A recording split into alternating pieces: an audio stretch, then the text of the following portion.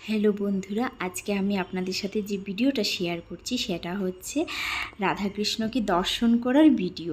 তো আমরা গিয়েছিলাম ইস্কন মন্দিরে রাধাকৃষ্ণকে দর্শন করব বলে। তো প্রথমে গিয়ে সেখানের প্রসেসগুলো আমার এতই ভালো লেগেছে যে কি বলবো। আমরা এখন যাচ্ছি জুতো রাখার জন্য। রাধাকৃষ্ণের মন্দিরে যেতে হলে জুতো নিয়ে প্রবেশ করা যাবে না। সবাই সুন্দরভাবে যাচ্ছে, কেউ চিৎকার করছে না, লাইন ভঙ্গ করছে না।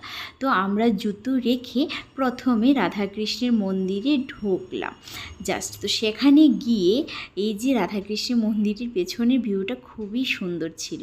তো ঢুকে আমার যে জিনিসটা সবচেয়ে বেশি ভালো লেগেছে সেটা হচ্ছে মন্দিরে প্রবেশ করতে হলে মানে রাধাকৃষ্ণের মেইন যে গেটে যেতে হলে আপনাকে 108 বার হরে কৃষ্ণ হরে রাম বলতে হবে।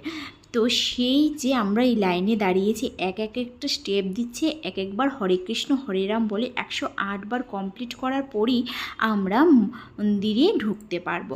কেউ অন্য দিক দিয়েও যেতে পারবে না, একই রাস্তা দিয়ে 108 বার বলেই সবাইকে যেতে হবে। তো সেটা আমার সবচেয়ে বেশি ভালো লেগেছে। তাছাড়া রাধাকৃষ্ণকে দেখার আগে আমাদের রাম ঠাকুর, তারপর হনুমান ঠাকুর, সব ঠাকুরকে একটু একটু দর্শন করে তারপর মেইন যে রাধাকৃষ্ণের এখানে যেতে হবে। তো আমার এই ভিডিওটা কেমন লাগলো আমাকে অবশ্যই জানাবেন।